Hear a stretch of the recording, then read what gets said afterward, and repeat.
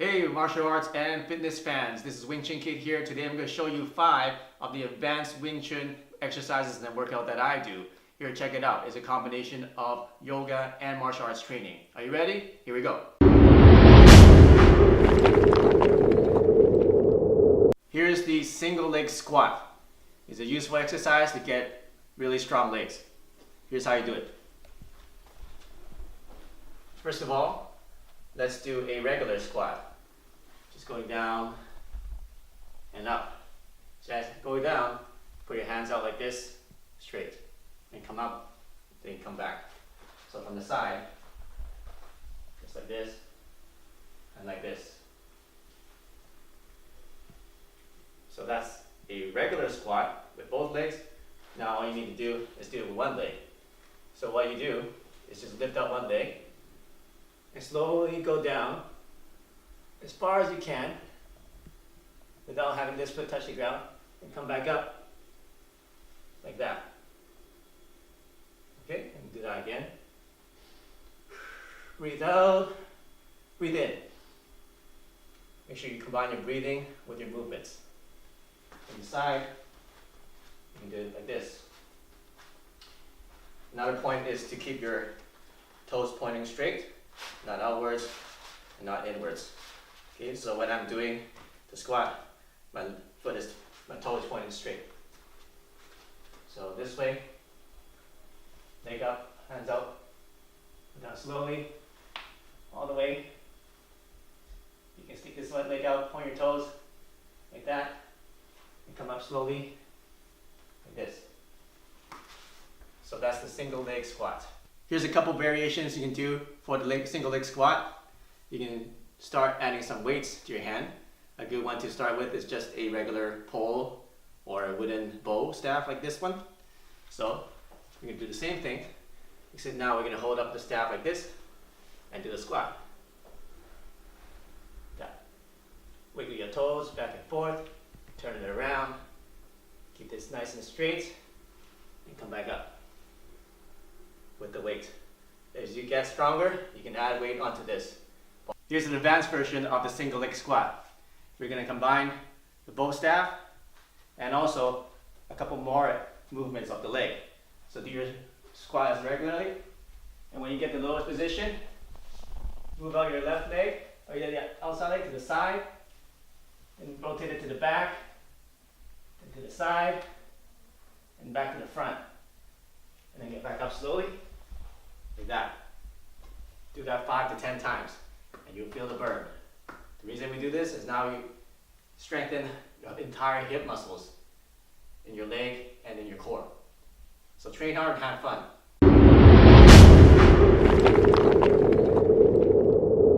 The side plank. A lot of people do it with just the hands, which is great, but we're going to do it with our knuckles. This is really good for Jeet Kune Do training when they do their straight lead. Now you can use the side plank to solidify and strengthen your straight lead. We can do it on the ground.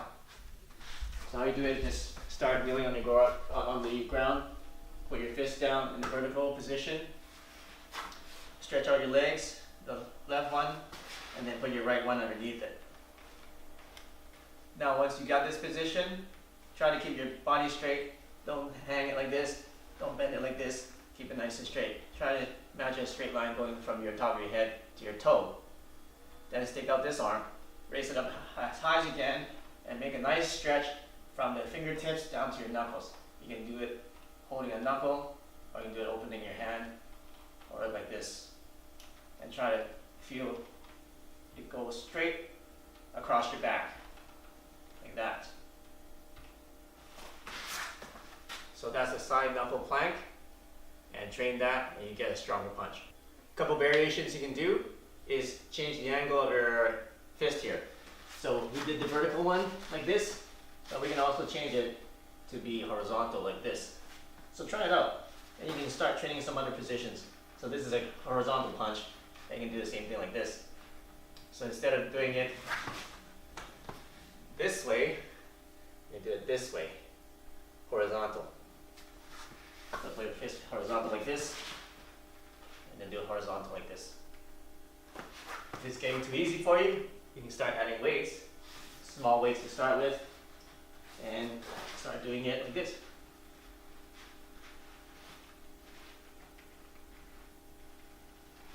Okay, so that's the horizontal plank. Some pointers is a lot of people's wrists aren't that strong, so start easy. Start easy. Just do it on your knees to get a stronger wrist. I prefer to get pads, something not too soft and not too hard, so that your knuckles won't be you won't get bruises on your knuckles as easily. So that's a side knuckle plank.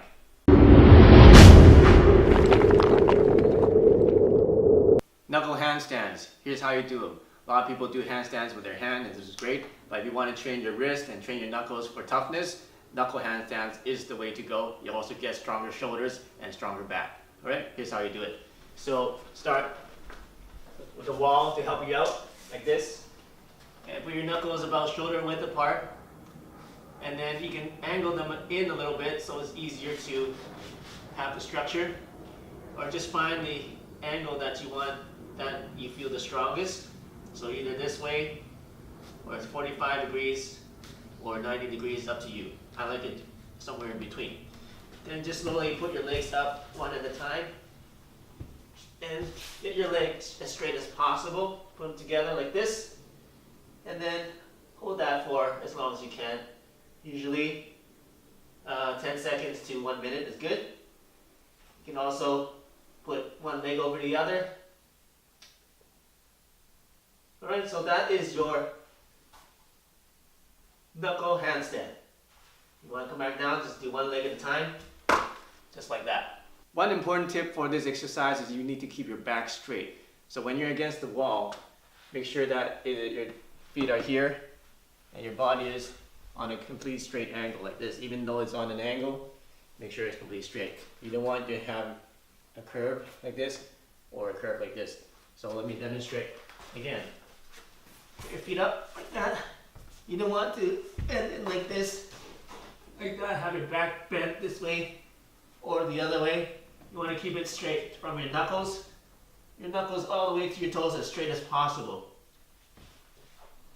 So that's one point to do this properly. A couple of safety pointers for you if you're doing this exercise. Make sure that you have a nice soft surface so that if you do tumble forward, that you fall into something soft and don't hurt your back. Another thing is don't do it for too long because the blood will rush to your head and you might get dizzy. Once you get back up, get up slowly, take a deep breath so that the blood will go back to the rest of your body so that you don't faint.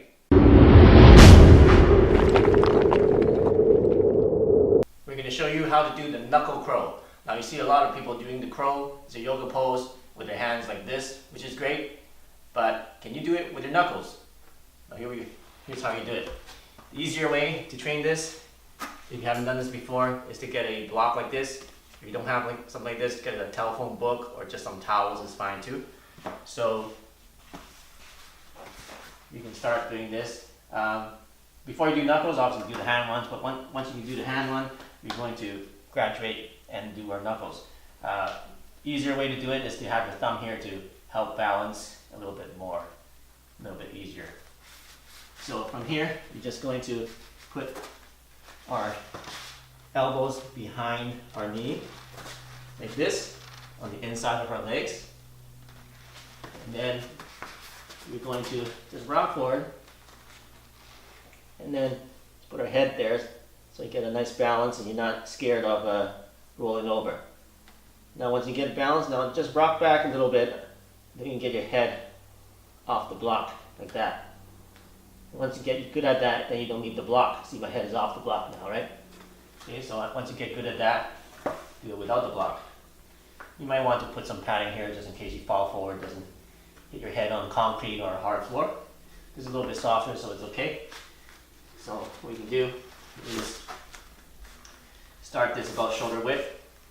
Find the nice position, not too wide, not too narrow. Let's find the strongest position you can find, and then do it like that. And what you can do is adjust your knuckles back and forth to get that balance. Now once you get better, you're not going to use the thumbs anymore. You're just going to use your knuckles to get the balance. Now this is harder, but once you get the balance well, then you can do it like this. Okay, so that is the knuckle crow. The way I train this is to hold the position for 30 seconds to a minute. Now, what you might want to do is, if you can't balance for that long, that's okay. Just do your best. If you're off balance, just adjust back and try to hold the position again. And if you're off balance, just go back to that balanced position. Eventually your wrist will get stronger and your balance will get better.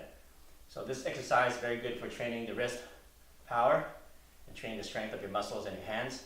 And also trains you to have the nice structure of your elbow, trains you to have the right angle of your forearm so that you get the most power, trains everything to solidify your structure to increase your punching power.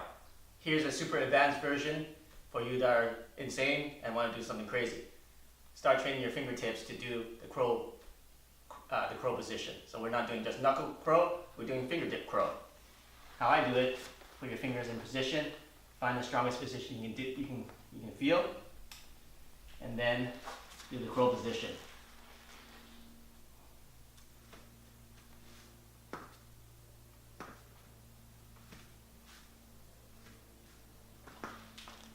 It's very difficult to get balance because your fingers are not as strong as your knuckles. So train hard, and you can start doing it for 1 second, 5 seconds, and start doing this advanced training. Now we're going to do the single knuckle push-up. This is an exercise you can do once you get good at doing a lot of push-ups. I say at least 50 push-ups without stopping. Then you can start doing single hand push-ups with just your knuckles. Here's how you do them. Get into a regular push-up position, and then expand your legs a little bit wider, like that. And then get nice and comfortable, feel a nice strong position. Now put one hand behind your back, and then go down on one, like that.